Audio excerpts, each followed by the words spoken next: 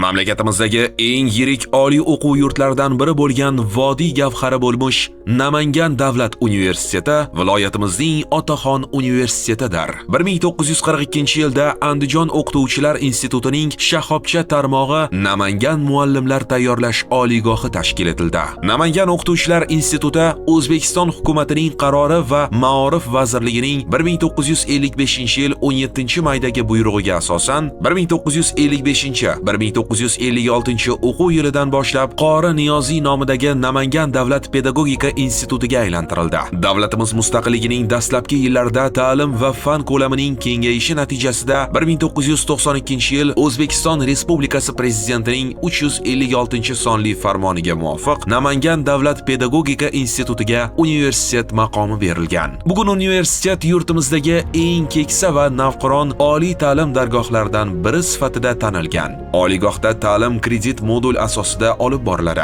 2021-yilda O'zbekiston Respublikasi prezidentining 60-sonli qaroriga muvofiq universitetga moliyaviy, akademik va tashkiliy mustaqillik berildi. Hozirgi kunda 20 mingdan ortiq talaba yoshlar, 10 ta fakultet, 27 ta kafedra tarkibida 74 ta bakalavriat, 26 ta magistratura, 35 ta doktorantura yo'nalishlarida 600 dan ortiq malakali professor o'qituvchilar tomonidan ta'lim va tarbiya olishmoqda.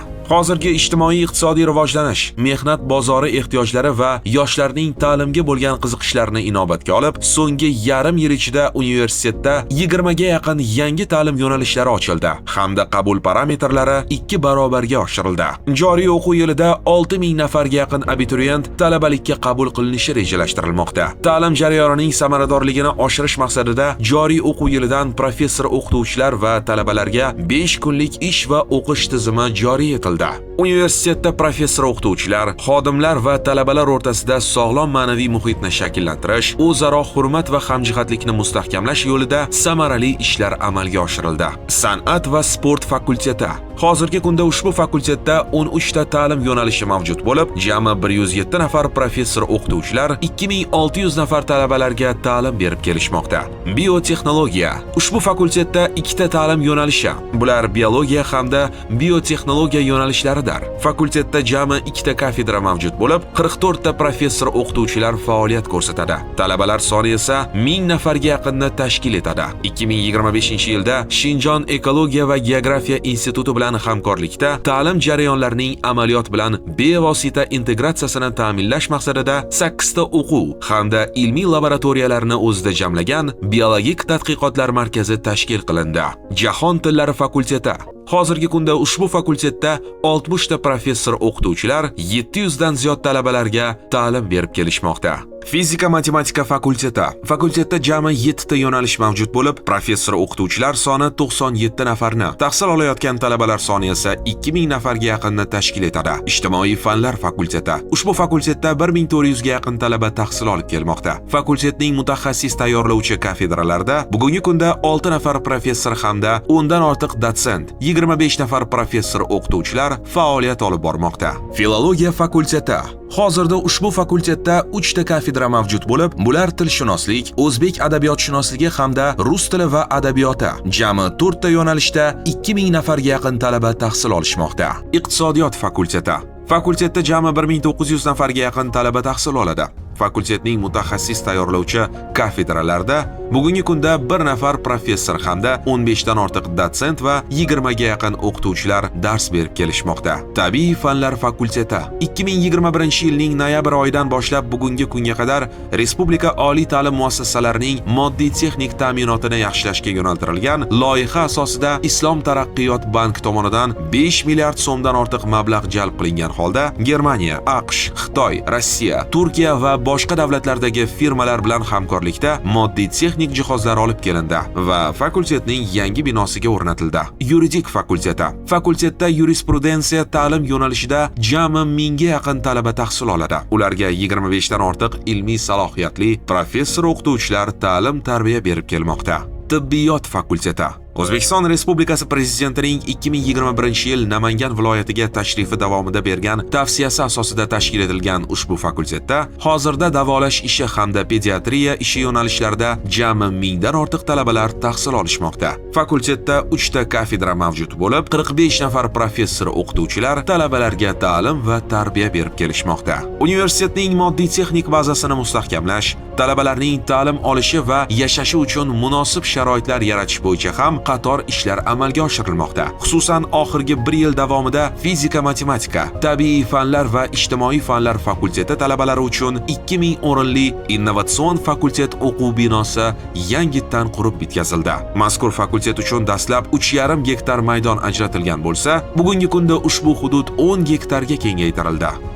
Filologiya fakultetining o'quv binosi esa kapital ta'mirdan chiqarilib, ishga tushirildi. Talabalar uchun yanada qulay sharoitlar yaratish maqsadida universitet hududida zamonaviy, barcha qulayliklarga ega 7 qavatli 400 nafar talaba uchun mo'ljallangan talabalar turar joyi barpo etildi. Shuningdek, talabalarning ma'naviy ma'rifiy saviyasini yuksaltirish, turli uchrashuv va madaniy ma'rifiy tadbirlarni tashkil etish uchun 450 o'rinli ma'naviyat va ma'rifat markazi qurib bitkazilib, foydalanishga topshirildi. Universitetda talabalarning ilm-fan bilan shug'ullanishi uchun ham barcha sharoitlar yaratilgan. 50 ta ilmiy to'garak o'zida qariyb 4500 nafar talabani jamlagan. Puxta ishlangan reja asosida olib borilayotgan tizimli ishlar o'z mahsulini bermoqda. 2024-yilda 1 nafar talaba O'zbekiston Respublikasi Prezidenti stipendiyasi hamda 15 nafar talaba nomli davlat stipendiyalari sovrindori bo'ldi.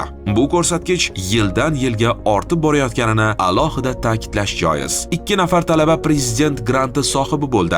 5 nafar talaba xalqaro va 7 nafar talaba respublika fan olimpiadalari, 13 nafar talaba xalqaro va 73 nafar talaba respublika sport musobaqalari g'olib va sovrindorlari qatoridan o'rin egalladi. Universitetda talaba yoshlarga ta'lim-tarbiya berish barobarida ilm-fanni rivojlantirishga ham katta e'tibor qaratiladi. Hozirda universitet huzurida ixtisosliklar bo'yicha 5 ta ilmiy kengash faoliyat yuritadi.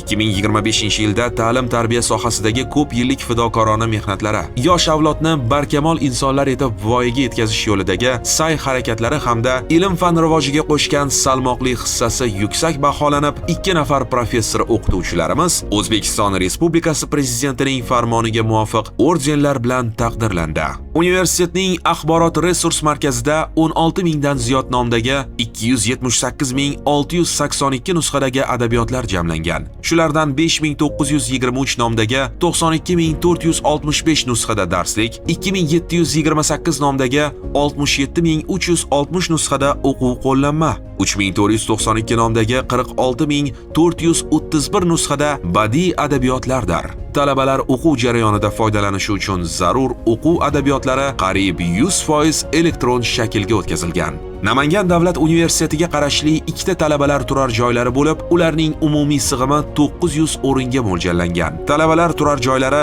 bitta hududda joylashgan. Har bir talabalar turar joyida talabalarning bo'sh vaqtini mazmunli o'tkazish uchun ma'naviyat xonasi, kutubxona, kir yuvish va dazmol qilish uchun xonalar ham mavjud. Ayni paytda yuksalish massivida joylashgan innovatsion fakultet hududida 2 ta 7 qavatli 800 nafar talaba uchun mo'ljallangan talabalar turar joyi qurilish ishlari davom etmoqda. Xalqaro hamkorlikni kengaytirish bo'yicha tizimli ishlar olib borilmoqda. Hozirda dunyoning rivojlangan mamlakatlaridagi 100 ga yaqin yetakchi ta'lim va ilmiy muassasalar bilan aloqalar yo'lga qo'yilgan. Respublikada birinchilardan bo'lib turizm sohasidagi katta loyihalar uchun kadrlar tayyorlash maqsadida 2026-2027 o'quv yilidan Avstriyaning Krems universiteti bilan Namangan davlat universitetida qo'shma fakultet ochish rejalashtirilgan. Ko'p ming sonli universitetimiz jamoasi o'z oldiga yurtimiz uchun yangi O'zbekiston bunyodkorlari, 3-renessans quruvchilari bo'lmish kelajak avlodga ta'lim va tarbiya beradigan malakali kadrlar tayyorlashni asosiy va bosh maqsad qilib olgan.